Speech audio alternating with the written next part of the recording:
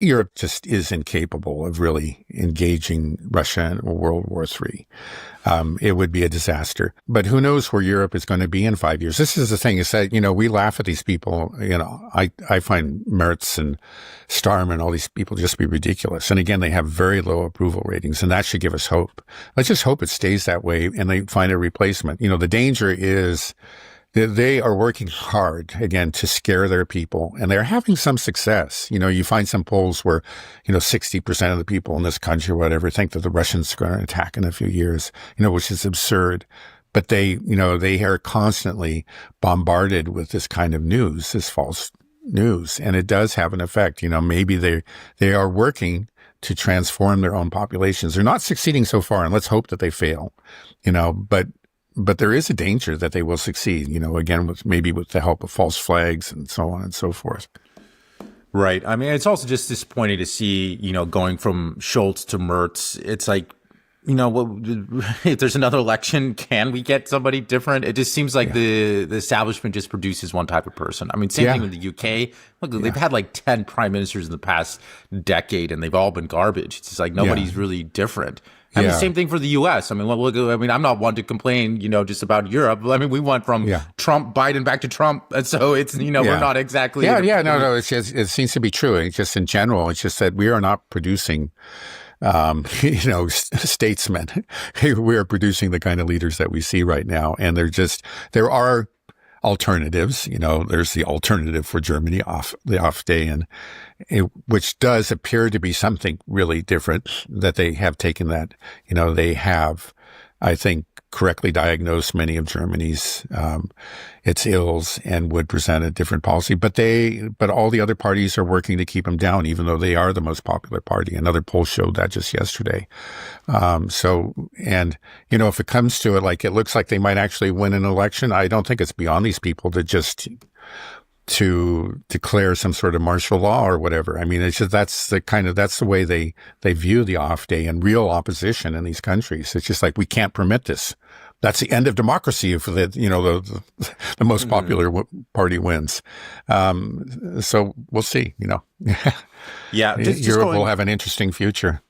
Just going back real quick to something they said about the thing that binds Europe together is this hatred of Russia. Do you think that's true? A large part of what is keeping the EU kind of together collectively is this hatred of Russia. It seems like that's what they care about. They don't want to talk about domestic problems. They get together and they're always just talking about what can we do to stop Russia.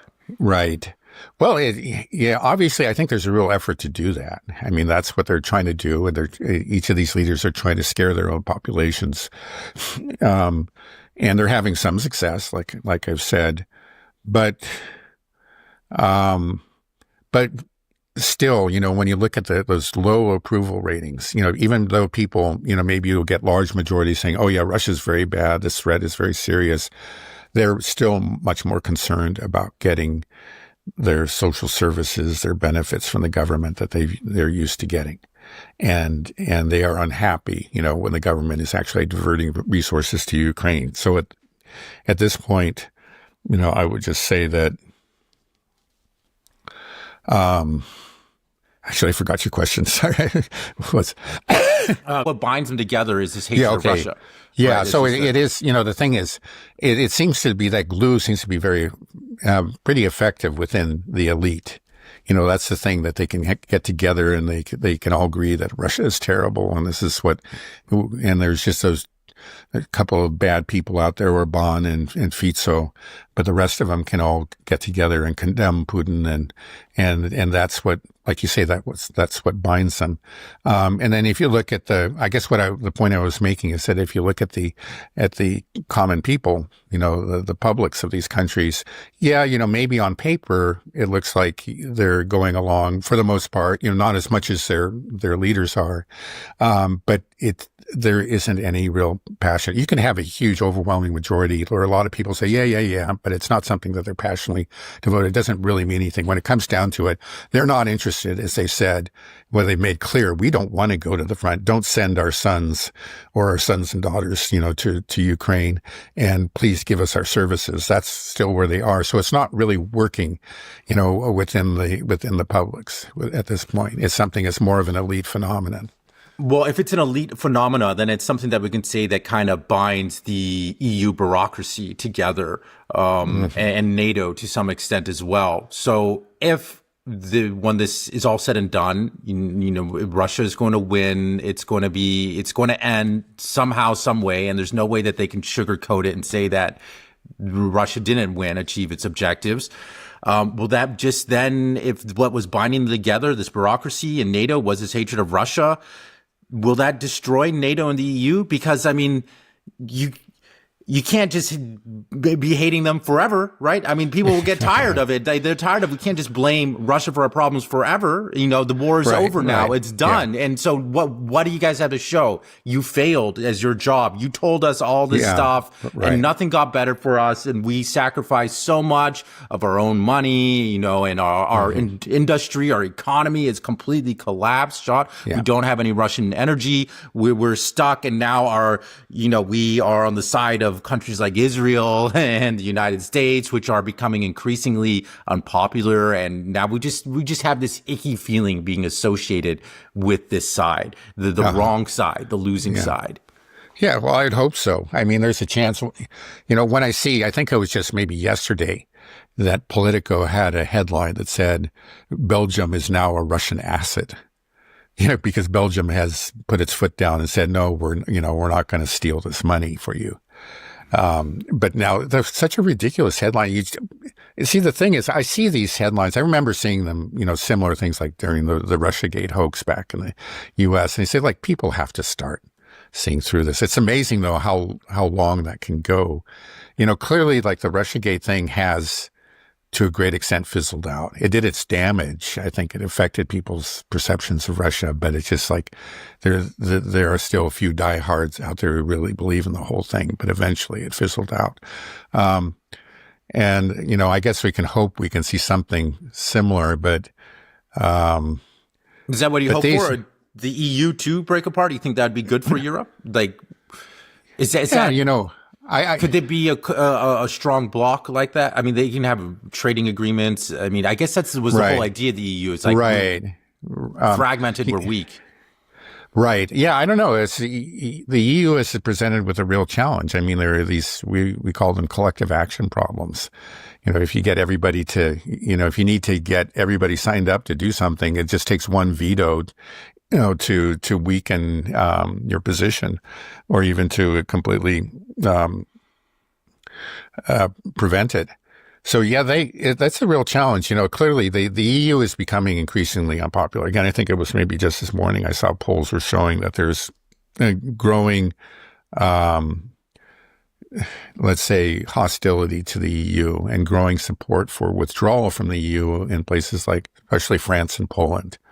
And a lesser extent in Germany, even though, and again, France and Germany, they are basically the EU. There's still a ways, a good distance from a majority. I think it's like 25% within France wanted to just leave the EU, but that's growing. And so there are,